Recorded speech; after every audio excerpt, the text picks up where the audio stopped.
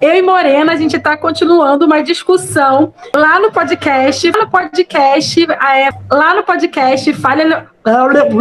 Lá no podcast, não consigo falar isso. Oi, gente, sou eu aqui de novo para mais um vídeo do canal Azingeri. Esse vídeo, na verdade, é a parte 1 do vídeo 2 do podcast 3. Brincadeiras à parte, eu e Morena, a gente está continuando uma discussão lá no podcast Afrofuturo da Morena, em que a gente fez a análise de Black King a partir do eixo da água. E aí a gente veio aqui para o vídeo no canal para falar sobre o eixo da raiz. Só que está muito grande. Então resolvemos dividir esse vídeo do canal Raiz em 2 partes. Então você tem 3 conteúdos. O conteúdo 1, lá no podcast da Morena, e o conteúdo 2 e 3 sobre a análise a partir de raiz aqui no canal. Então, Morena, dá um salve. Oi, gente. Muito obrigada pelo convite, Asa. Adorei a gente poder continuar essa discussão. E se você chegou até aqui, vai lá ver o vídeo 1. Se você não viu, vai lá ver o vídeo 1 pra você entender o que a gente tá falando. Então, ó, não tem spoiler. Não muito, né? Um pouquinho só. Mas tá valendo muito a pena. Então, corre no vídeo 1 e vem ver o vídeo 2. Marlon, a vinheta. Tudo para acender o seu som. Morena, vamos falar de Brown Skin Girl. Para mim, Brown Skin Girl é a assinatura autoral da artista Beyoncé. Porque, assim, o filme todo tem uma história muito predeterminada, que é a história da jornada do herói, o Rei Leão, né? Entre largar esse momento de infância, inocência e passar pelas virtudes do rei, né? Então, temperança, fortaleza, esqueci as outras 2. Temperança, fortaleza. É que o Marlon vai fazer meme com certeza disso aqui. Temperança, fortaleza, prudência e justiça. Então, ele vai passar por essas 4 virtudes, né? Que a gente chama de virtudes do rei, ou virtudes cardinais, que todo rei nas histórias, né?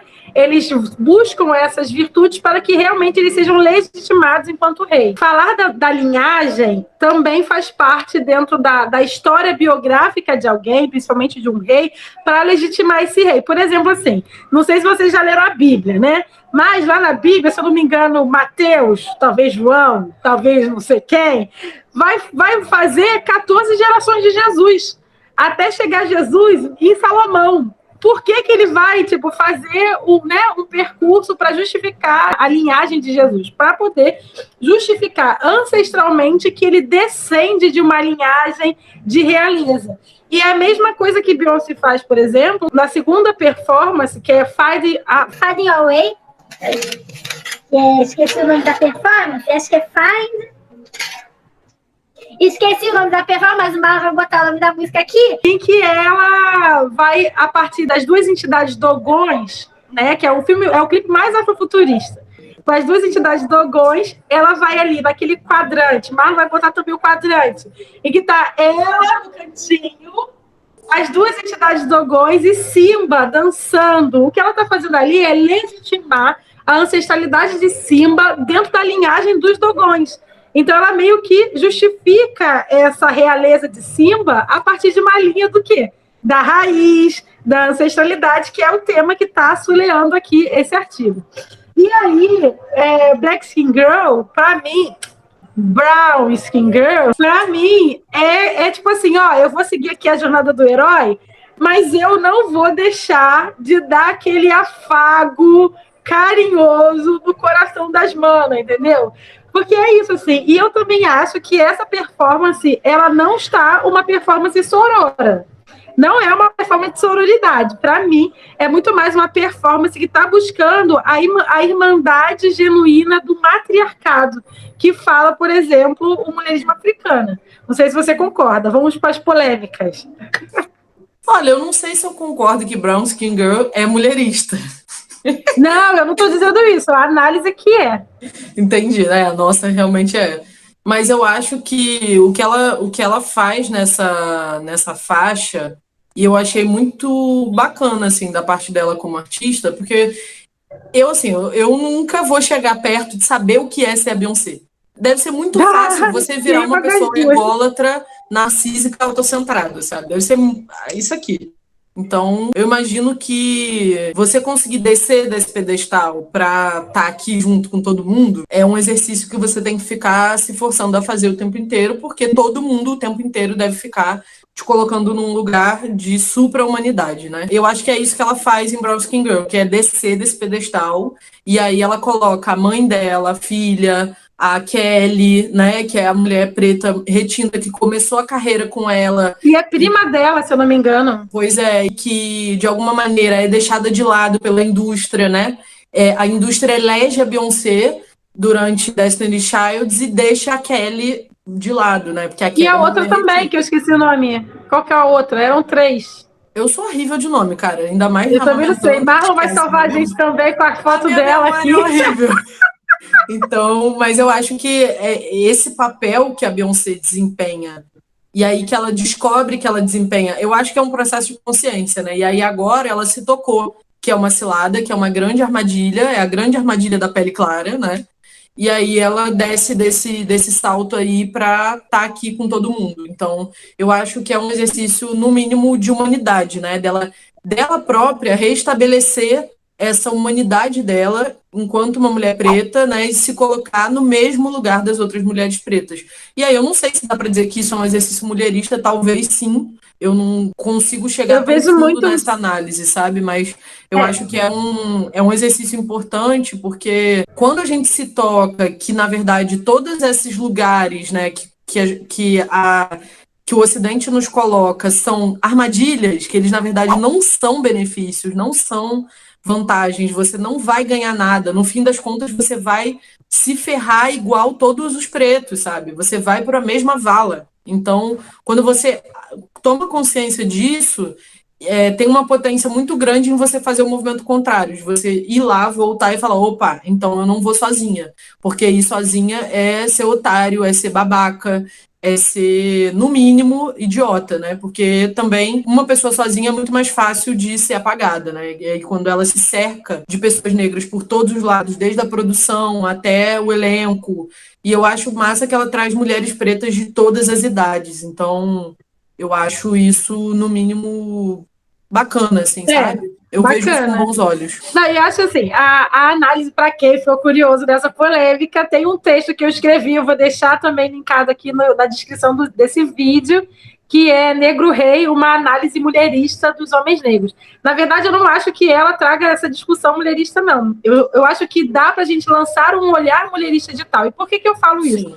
Porque a forma como ela construiu a performance, né, de Brown Skin Girl, para mim ela está muito mais reivindicando um pacto de solidariedade que as mulheres diaspóricas negras tiveram para sobreviver do que uma relação realmente pautada nessa sororidade ocidental que o feminismo apresenta pra gente, assim. Sim. É entender que, tipo, se não fossem mulheres negras, assim, de verdade, Morena, o que seria de você sem mulheres negras? Absolutamente Porque eu não sei o que nada. seria de mim sem mulheres negras. E eu tô falando não só da minha mãe e das minhas irmãs, mas eu tô falando de mulheres que zelaram pela minha existência e zelam até hoje, vibram comigo e que são pilares fundamentais.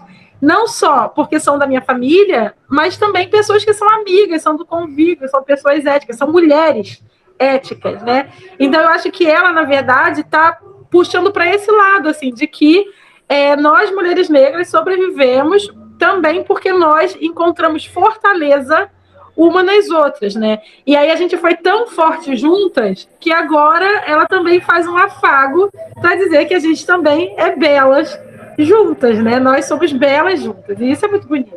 Eu acho que é o momento do álbum, é o momento mais relax, gostosinho. Vamos curtir isso aqui, sabe? Eu acho que é o momento de deleite da obra, sabe? É o momento que a Beyoncé se permite colocar coisas nessa obra e nesse momento da obra que não necessariamente tem uma relação direta com esse discurso que ela está construindo ao longo da obra inteira. É isso, é a É o assinatura momento que da ela fala, vou artista. trazer a referência que eu quiser, vou exercitar minha humanidade, né? Vou colocar essa mulher preta que eu sou, que gosta de brioche e porcelanas finas, né? E gosto de um turbantão, e também gosto de uma make. Vou colocar isso aqui Então vamos falar da cena delas no chá. Essa cena é cheia de referência. Ó, eu vejo referência a Sofia Coppola e o filme Maria Antonieta. Eu acho que eu falei isso lá no seu podcast, que é um filme muito clássico, que faz a Sofia Coppola, que é uma diretora premiada, enfim, e ela faz uma leitura dessa figura que é o símbolo da futilidade da monarquia, assim, tipo assim, ela tenta humanizar Maria Antonieta, embora, assim, com todo respeito à figura histórica, né, era o cão chupando manga. Mas eu acho que no filme da Sofia Coppola, o glamour fino da realeza destoa muito com o que a gente está acostumado em ver essa figura, né, enquanto uma mulher enlouquecida, descabelada e tudo mais. E aí, para mim, essa cena da mesa do chá faz muita relação com as cenas da Sofia Coppola construindo essa personagem francesa. E para mim é tipo assim, ó, a gente também tem realeza, só que a nossa realeza não é nada fútil, entendeu? A nossa realeza é uma realeza de matriarcado. Por isso, inclusive, que a mãe dela está sentada naquela cadeira que remete os tronos da Akan, sobretudo, mas os tronos de ganenses também, de Gana, e o trono clássico dos Panteras Negras, né? Panteras Negras partido, tá, gente? Não é Pantera Negra filme da Disney, não. E isso é muito legal, né? A figura do pavão. Eu também fiquei olhando, boladona, no mordomo, que é a cara do Temer, aquele mordomo Conde Drácula, lá no fundo, assim, da cena. Eu acho o pavão é bicho de fundamento, né? Beyoncé bem macumbeirinha. Eu gosto quando ela aparece, acho que eu falei isso também no podcast, adoro ela bem Oxum, toda de amarelo, na beira do lago, cantando. E eu acho legal também que ela é associada muito a essa parada da futilidade, né? Ela foi associada durante muito tempo, a Beyoncé, como artista, foi associada durante muito tempo como essa mulher negra das laces, né? Do excesso de brilho, do excesso de tatuagem, né? É verdade. A mulher negra cantora dos excessos, né? E aí eu acho muito bacana que ela faça esse diálogo, né? Que você trouxe na referência da Maria Antonieta, de humanizar. Eu acho que é esse momento de humanização da Beyoncé do filme como um todo, porque ela aparece bem divona em vários momentos, enfim, dando vários closes e tal. E aí esse é o momento que ela aparece com a amiga, que ela aparece com a mãe, com a filha, né? Eu acho que é um momento muito Com a rico, Naomi assim, Campbell, que é um ícone, né, de beleza. Naomi Campbell e a Lupita Nyong'o são ícones de beleza de pele escura, né? E realmente eu achei e muito vieram, bonito, assim. de uma certa forma, a Naomi Campbell é tipo a primeira, né? A que veio antes de todas essas mulheres e que abriu esse Ela caminho. e a viúva do David Bowie, a Irma, que também é uma lá também da mesma época, duas mulheres negras, assim, Sim. do balacobaco mesmo. Abriram muitas frentes, né? Agora, deixa eu te falar. Se fosse eu, aquele vestido de princesa ia ser trabalhado na africanidade. Eu não sei, eu fiquei olhando assim, muito clean, muito Disney, todo mundo podia manter, né? Podia manter aquele, né, Disney, mas podia ser um Disney assim, com os tribais, com mais a dica, não sei. Mas você sabe que eu acho que foi proposital. Eu acho que essa escolha dessa estética meio Disney, meio princesa, é também uma produção de imagens, né, para essas crianças, para essas isso. meninas que vêm muito pouca Nunca se referência viram, né? nessa estética. E querendo ou não, assim, embora a gente critique e a gente, enquanto adulto, tenha uma visão muito crítica sobre essa representação, é muito difícil para uma criança não querer se identificar com aquilo quando aquilo massivamente é vendido como o ideal de beleza. Então, eu acho E que ter o mundo dos sonhos também, um ideal de eu acho que é sonho. válido você correr as duas frentes, sabe? Eu acho que eu não invalido completamente, eu tenho, obviamente, um zilhão Eu de também não. mas eu acho que são duas frentes que podem correr paralelas, sabe? Dá para você produzir esse tipo de imagem e validar essas crianças pretas que, querendo ou não, na diáspora, sofrem sempre racismo por serem as feias, por se sentirem deslocadas, por nunca serem referenciadas como ideal de beleza. E aí, numa obra do tamanho da obra da Beyoncé, eu acho que é válido ela trazer isso. Acho que também é válido o outro caminho que ela faz, que é trazer, e ela faz isso, acho que muito bem, essa moda africana, esse olhar da estética africana para a roupa, né?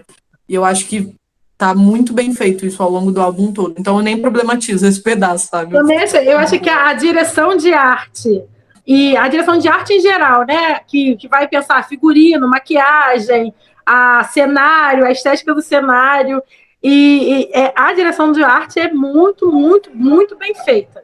E também o trabalho de pesquisa filosófica e fundamentação em África, assim. Não à toa, assim, as letras, gente, essas letras, mano, eu poderia fazer um vídeo, eu acho que eu vou fazer depois um episódio só falando dessas letras, porque, cara, é uma já temos um motivo para outro vídeo. É uma chuva de referência filosófica, cara, é uma chuva mesmo, assim, é um negócio absurdo. Que não se esgota, né? E eu acho que a ideia mesmo dela é que não se esgote. E assim, vamos já começar a passar para Boot Forever, né? Que começa já com Hakuna Matata. E aí, deixa eu fazer aqui minha leitura ali do Hakuna Matata e da transição. Tô pegando aqui no meu caderninho. De Simba para Jay-Z, né? Então, assim, eles estão numa estrada que faz uma referência direta aos road movies, né, Rota 66, aqueles filmes americanos que a gente conhece muito, por exemplo, com o clássico Thelma e Louise, né? Quem nunca viu Thelma e Louise? Né? Então, aqueles filmes que são ambientados nessas grandes estradas desérticas, né, americanas, e a mais famosa é a Rota 66, né? Se você não sabe o que é, dá uma gugada e descubra. E aí, o que eu entendi ali é que a introdução desse segundo ato, em que ele está entrando no mundo especial, o herói, né, a jornada do herói está entrando nesse mundo da aprovação, né, dos testes, em que vai exigir aquelas virtudes do rei que eu já falei, que vai exigir argúcia, né? E aí, nessa estrada, e a estrada como elemento de passagem, transição, mudança, levar de um destino a outro, você vê o Simba, né, criança, num carro Rolls Royce, e isso é muito simbólico, com um ancestral Dogon conduzindo o carro, né? Um carro de oncinha. Um carro de oncinha, né? Remetendo a realeza mesmo, a realeza africana, sobretudo o Zulu, do Zimbábue, todo esse povo usa oncinha para figurar a realeza. E aí ele vai passando por essa transição. E aí tem em determinado momento você tem Beyoncé e o Ancestral em azul, que aí eu fiquei pensando, será que é o Timão e Pumba? Porque tá tendo um interlúdio aí, né, da voz, da narrativa, né, do filme mesmo. E aí, de repente, nesse Hakuna Matata, vem Jay-Z, né, Jay-Z, que é um cinquentão, né, muito do inteiro, maravilhoso, né, não? E ele vem todo cheio de si, e aí o Rolls Royce dele se torna um Rolls Royce preto, e isso é muito importante porque é símbolo de status americano. Ele tem um chofer e ele vem num terno bem alinhado. Mas o principal, gente, é que ele chega na mansão, que é simbolicamente conhecida nos Estados Unidos, por quê? É a mansão onde foi filmada O Poderoso Chefão. Então, assim, é um lugar comum no imaginário norte-americano. E aí é um símbolo de poder. Nessa mansão também foi a sede da campanha do Kennedy, do presidente Kennedy, né? Assassinado e tudo mais. Então, qualquer americano mediano, quando vê essa mansão, tem ali o entendimento cultural que aquilo ali é um símbolo de poder. E aí a Beyoncé, meu amor, ela e Jay-Z, eles pegam esse símbolo de poder ocidental, do poder capital, do poder político, né, ocidental, e mudam tudo, porque a mansão, pelo que eu estudei, é uma mansão com um ar mourisco, com afrescos bizantinos, é toda cheia de frufru, tem 17 quartos, né, um lugar bem pequeno, como pode perceber. E aí, o trabalho de direção de arte, por isso que eu estou elogiando muito, ele vai modificar toda a construção interna daquela mansão. Então, assim, para a gente é uma parada assim, caraca, olha isso, mas para a galera americana é um baque semiótico, porque ela pegou o símbolo de poder americano e encheu o símbolo de estética africana. Tinha afresco com ela com as crianças, estátua imitando personagens, né? Africanos, você tem panteras feitas de cerâmica, onça para lá, onça para cá, tem os guardas da realeza, né? Todos eles de onça, percebam, os guardas reais eles estão vestidos com ternos bem cortados de onça, enquanto os convidados da realeza estão com roupas dos outros bichos da flora e da fauna. Não, da flora não. Estão com roupas de outros bichos da fauna africana. Então, são pequenos detalhes, assim, muito interessantes. E aí, para terminar, Depois, naquela segunda parte do Multi Forever, e que tem aquela dança na piscina, aquilo faz referência a um gênero, que são aqueles gêneros, assim... Vocês já viram aquele filme O Poderoso Gatsby? É aquele gênero desse filme, que também é com o Senhor do Ocidente, Leonardo DiCaprio.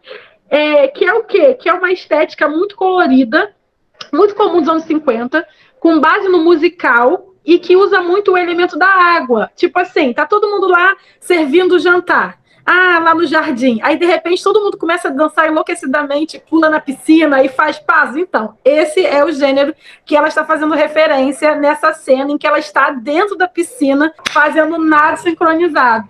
Então, também tem essa referência que eu consegui pegar. Eu acho importante situar o que está acontecendo antes dessa cena, né? O Mufasa morre. O pai do Simba morre, né? No Rei Leão.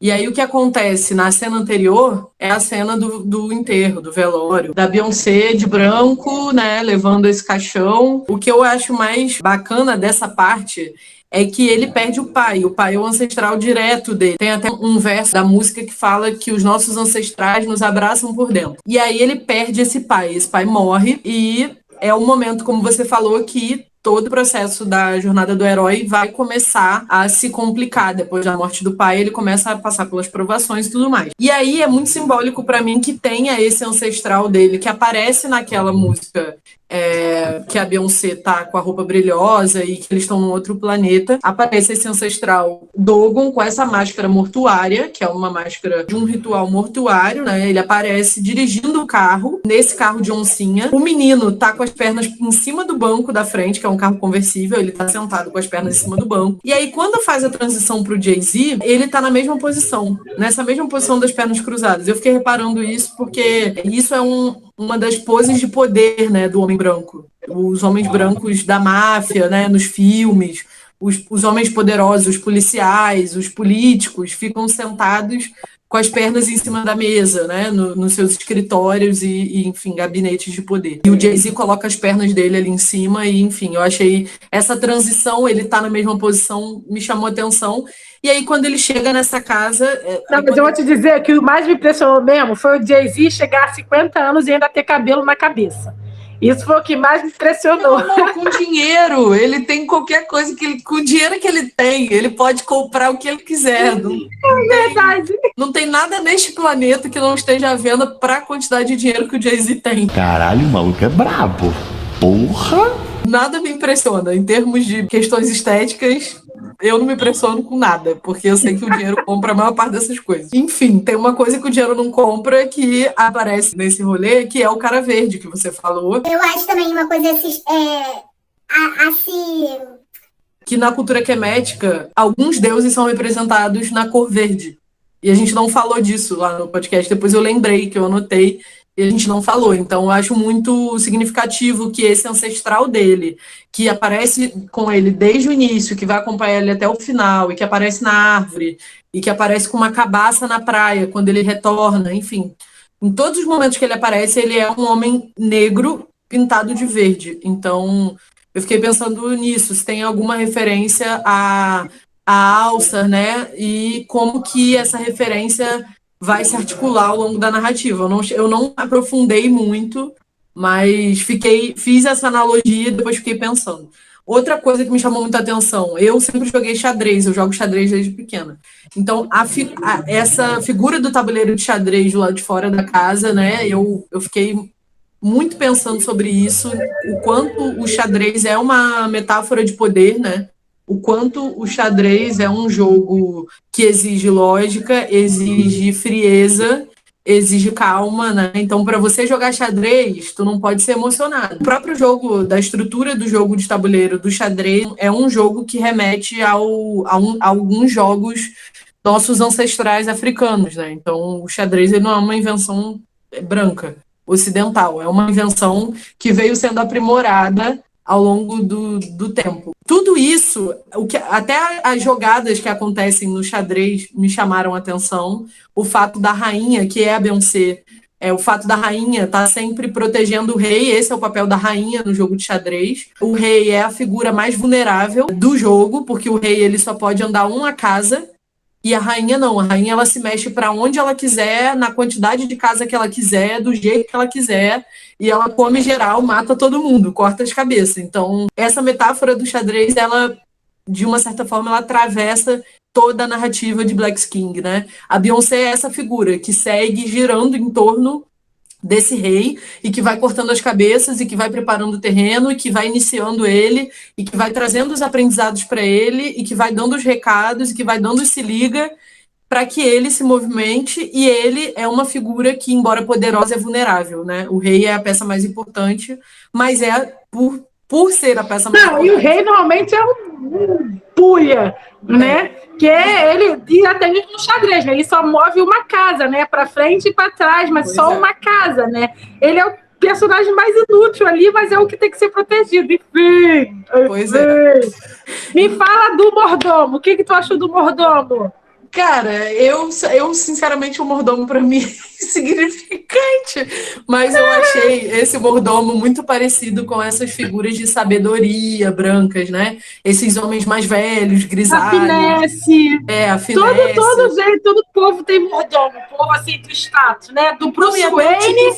O tipo físico dele é bem um tipo físico de um homem branco que já sabe tudo da vida, né? Que atravessou toda uma vida e que acumulou todos os saberes. Então ele seria o símbolo máximo de saber supremo do Ocidente. A Beyoncé vai lá e coloca ele para carregar o rabo do vestido dela, sabe? Tipo, vai escovar o dente dela!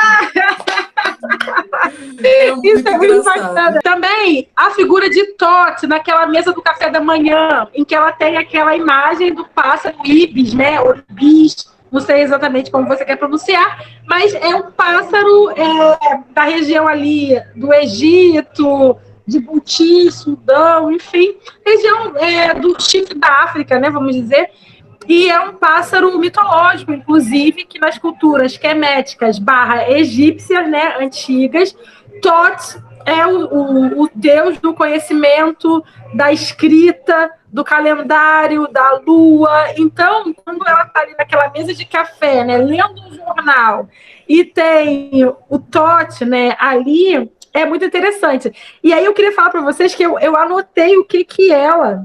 Eu anotei mesmo. O que está escrito no jornal dela. É uma notícia, que está escrito ali, é uma notícia falando sobre que comunidades estão procurando novas alternativas de convivência. Freeze in Alternative Community Method. Olha, eu vou ler em inglês, mas vai ficar uma bosta. Ela está escrito no jornal dela assim...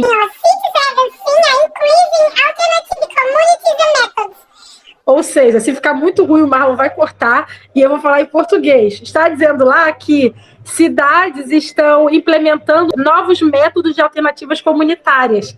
E isso aparece na capa do jornal em que ela está nessa cena tomando café com Thoth ao lado dela. É muito interessante essa analogia que ela faz, a Thoth ou Tehut, né, que é esse deus do conhecimento, que ela coloca ele tipo um bibelô, né? Como se fosse uma estátua, algo imóvel. Isso está presente em vários momentos da narrativa, ela traz essas referências. O jornal, o livro que você falou lá no podcast, aquele livro que ela está lendo. Então... Do Robert Ferris Thompson, que é Deuses e Reis Africanos. Deuses e Reis Africanos. E aí, uma coisa que me chamou a atenção é que quando eu fui pesquisar um pouco mais sobre Tehut para poder entender o que aquilo ali queria dizer, eu descobri que Tehut é o oposto complementar, né, ou o marido na mitologia de Maat. Então, é muito significativo que o conhecimento ande amarrado à justiça. Né? E é muito interessante nessa música em que está havendo esse equilíbrio de luz e sombra, né? Que é disso também que o xadrez está tratando, o preto e o branco, esse balanceamento entre a luz e a sombra humana, né? Que conhecimento e justiça estejam numa posição lado a lado.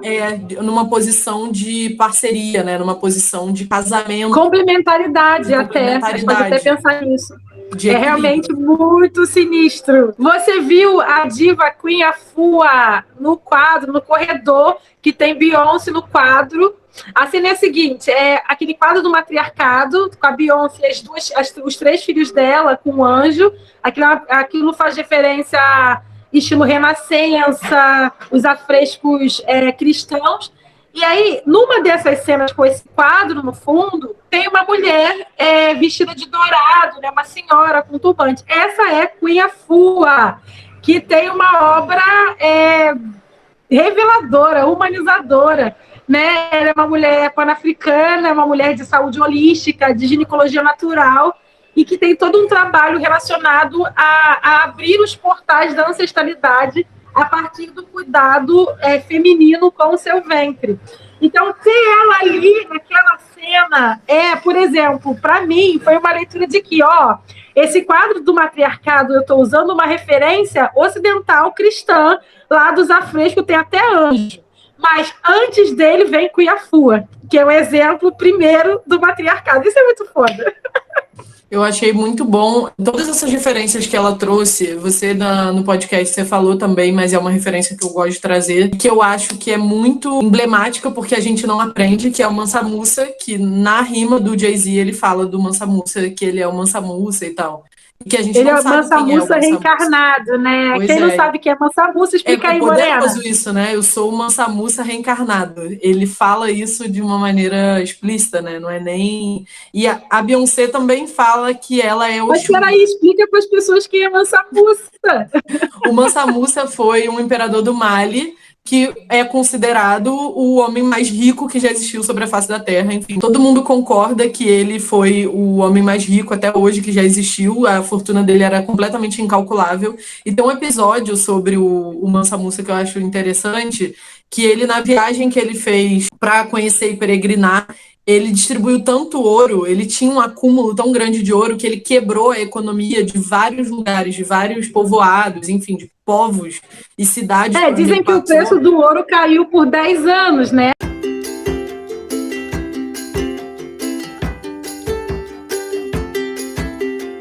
Dessa viagem que corre a notícia de que tem ouro em abundância em África e desperta ali o interesse da Europa nessas grandes navegações. Mas é interessante também que o Mansa Musa, ele vive mais ou menos 1280, né? E quando ele vai fazer a peregrinação a Meca, e é uma viagem que dura mais ou menos 2 anos, e acontece esse episódio mesmo de quebrar as economias, quando ele retorna enquanto rei, enquanto humano, ele retorna modificado. Essa viagem de Mansa Musa a Meca também foi uma espécie de jornada do herói. Por quê? Porque quando ele volta para o Mali, dessa peregrinação, ele vem trazendo uma série de intelectuais de origem árabe que vão propiciar o desenvolvimento arquitetônico e cultural da região. Então, data desse retorno de Mansa Musa do Mali, por exemplo, o início das construções da Mesquita do Mali, que é uma mesquita super famosa, está aparecendo aqui na tela, que o Marlon vai botar, que é uma das mesquitas patrimônios da Unesco, uma das construções da humanidade mais importante na região do continente africano. Então, quando ele volta de Meca, que isso acontece. E também nessa volta, ele desenvolve a Universidade de Timbuktu, né, que vai ser, até hoje, uma universidade, um polo de intelectualidade e produção de conhecimento, e, nesse momento, a cidade de Timbuktu, a capital do Mali, já naquele momento, se torna o grande polo comercial desse período da história africana, que a gente chama de Era do Mercantilismo Africano. Por quê? Porque saía do Mali cerca de 80% da exportação do sal do mundo. Então, assim, além de ter ouro pra caramba, o sal que o Ocidente e o Oriente precisava era exportado também por essa região. Então, era um lugar riquíssimo, né? Então, Timbuktu vai se tornar a capital comercial desse período, juntamente com Fez, no Marrocos. A África, nesse período, ela pululava a abundância, né? E que logo depois da era do mercantilismo, né, dessa era de Mansa Musa, é que os europeus vêm para ferrar a coisa toda. Vem para estragar a nossa brincadeira. Agora, eu acho interessante que o Jay-Z diga isso, né, que ele é o Mansa Musa reencarnado, porque ele anunciou que ele vai construir uma universidade da Rock Nation. Olha aí a referência, não é mesmo? Eu não sou o Mansa Musa porque eu acho o Mansa Musa legal, mas porque eu pego a referência ancestral do que o meu ancestral fez e eu faço, né? Não é porque eu acho bonito ou porque eu quero me vestir de Mansa Musa, mas é a partir das ações. E eu acho que isso é uma coisa que a gente perde muito na diáspora. A gente não entende que a forma da gente se tornar ancestral reencarnado não é falando, não é botando um turbante africano, não é dançando, é fazendo aquilo que a gente precisa fazer pelo nosso povo, pela nossa comunidade, em termos de reestruturar aquilo que foi perdido. Me visita numa festa muito grande aqui, gente. Tá todo mundo aglomerado. Fala logo. E essa ideia da ancestralidade reencarnada, eu acho que é isso mesmo. Tanto que aparecem, né, uma série de ancestrais, aí voltando mais uma vez aquela cena na árvore, né, esse episódio aqui, esse vídeo fala do quê? Da raiz da árvore como eixo sulhador. Então tem aquele episódio em que ela está... também é a Red, já estou confundindo tudo, mas vou falar. Em que ela está na árvore, né, com vários ancestrais, e que nessa árvore você tem a Beyoncé como uma Oiá, né, que é uma senhora dos eguns, aquela que zela pelos espíritos ancestrais também. Então, eu achei interessante também essa referência. E você reparou que esses ancestrais verdes nas árvores, eles perguntam para ele de novo, quem é você? Nesse momento, não sei se vocês repararam que tem aquela cena que esses ancestrais verdes estão em cima da... E a Beyoncé tá lá também, de verde, e aí eles voltam à pergunta, né? A pergunta inicial, quem é você? E aí, depois dessa pergunta, se desenrolam muitas coisas, porque, de novo, esse processo de ascensão de Mood Forever é ilusório, né? Então, o processo é um processo importante, mas não dá para ficar só nele. Depois dele vem o quê? Né? Você enriqueceu, você ganhou dinheiro, você fez. Mas e aí, depois disso, quem é você dentro disso, né? Então, os ancestrais continuam perguntando para ele quem ele é.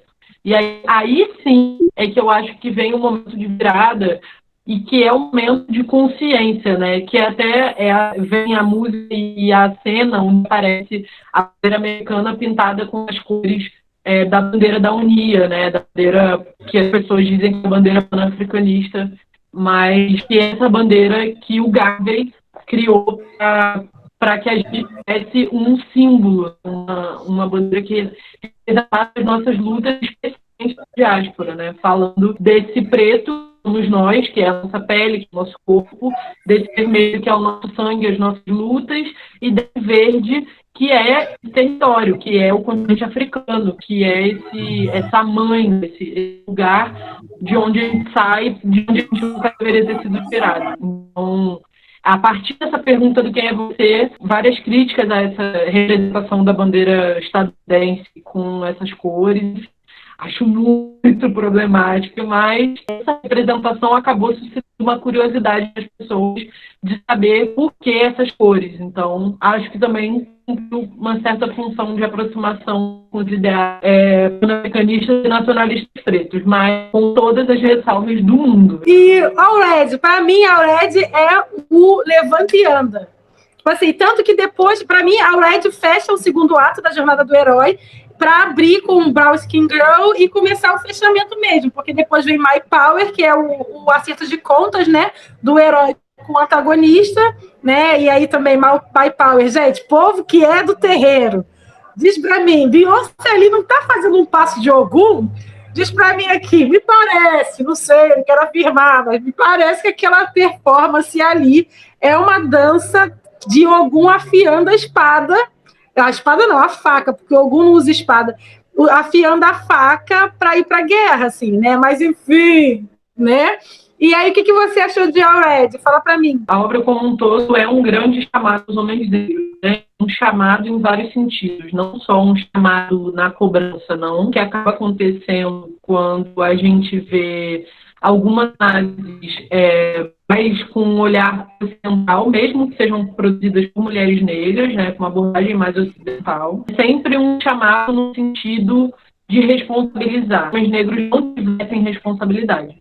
E eu acho que o que a Beyoncé faz nessa obra é diferente disso. Ela faz um chamado amoroso, né? Ela faz um chamado, tem um trecho de uma música que ela fala, você precisa ir para casa, né? Então, é um chamado na responsabilidade, porque nós todos temos responsabilidade e precisamos arcar com elas, mas é um chamado de tipo, volte para casa, né? Você tem casa, você não tem por que ficar se destruindo nesse rolê aí que você tá. Então, é um chamado de conforto, né? Um chamado de de um olhar para dentro mesmo, um olhar também que eu acho que é crítico, né, que é autocrítico, e que eu acho que é muito importante. Então, a Red, para mim, é o momento de evidenciar a nuance dessa masculinidade, de discutir abertamente as questões desse homem negro que olha no espelho e, quando se olha no espelho, vê um menino, não vê um homem. O que precisa para esse menino virar um homem? Quais são os processos que são de masculinidade e quais são os processos de crescimento e de tomada de consciência que são tomados dos homens negros na diáspora e que impedem, né, que os homens se transformem em homens, deixem de ser meninos, porque como a gente falou na metáfora do xadrez, se tornar o rei, que é a peça mais importante do tabuleiro, vulnerável, é a melhor forma de você destruir o jogo todo. Então, eu acho que nesse momento é o momento de questionar esse papel desse homem negro e também como ele se vê, como ele se sente. Tem até parte da música que ela fala que você viveu todo tempo sem reflexo e você não se enxerga mais, algo assim. Então, é muito importante que os homens consigam se ver nessa posição de rei, né, que faz no álbum, e que eu acho que é tão vital para a saúde desse equilíbrio, né, que é sobre o que a obra trata, sobre equilíbrio. Então, eu acho que para que a gente consiga restabelecer algum tipo de unidade na diáspora, é fundamental que os homens negros se reencontrem. E eu acho que a obra é esse chamado, e a Red é esse momento de falar sobre isso de uma maneira amorosa. Eu não sei nem, eu acho que você fechou tão bem assim, que eu acho que a gente pode ir encaminhando pro final. Porque é isso, a Beyoncé com Black King, ela é tipo assim, o levante e anda da Emicida, entendeu? Tipo, levante e anda, não dá mais tempo não, estamos morrendo, estamos nos ferrando, entendeu? A gente precisa se entender enquanto unidade de povo, e aí aparece a bandeira americana com as cores do RBG, né, o vermelho, preto e verde, e aí lembrando que agosto é a bandeira pan-africana, faz 100 anos, né, porque fazem 100 anos da primeira convenção para o progresso dos povos negros no mundo, que aconteceu em 1920. Se você não viu isso, vai lá no meu vídeo sobre Marcus Garvey, que eu explico tudo direitinho para você. Então é isso, a gente vai encerrar aqui essa discussão tão gostosa e que não se esgota, porque é isso, o Black King, ele é muito potente enquanto obra de arte mesmo, e Beyoncé é uma diva. Então, agradecer a Morena por ter se proposto a fazer esse projeto de análise junto comigo. Corram para o podcast dela. Se você veio pela Morena, se inscreve aqui no canal. Nunca te pedi nada. Morena, dá um salve, se despede, deixa suas arrobas. Eu adorei essa discussão, enfim, a gente poderia ficar mais horas e horas aqui falando de Black King, porque, enfim, eu amei, eu sou fã da Beyoncé, eu sou suspeita pra falar, né, mas eu falo mesmo assim, tô nem aí. E se você gostou aí das análises que a gente fez, segue a gente, eu tô lá no Instagram, @morenamariá, no Twitter só falo bobeira, e também segue lá o Instagram, @faleafrofuturo, e o podcast que tá na plataforma da Olá Podcasts e no Spotify, a gente vai se vendo por aí e conversando sobre esses temas lá nas nossas redes. E lembrando que a nossa humanidade não é negociável. Toma cuidado, porque a pandemia não acabou, mesmo que a gente não esteja mais declaradamente em quarentena em muitas partes, tipo aqui no Rio de Janeiro, mas estamos morrendo aos montes. Então, tenha autocuidado, tenha autorresponsabilidade, se cuide dos seus, e daqui para frente, só para frente. Kyoya Tionan. Tchau. Tchau, Morena. Tchau.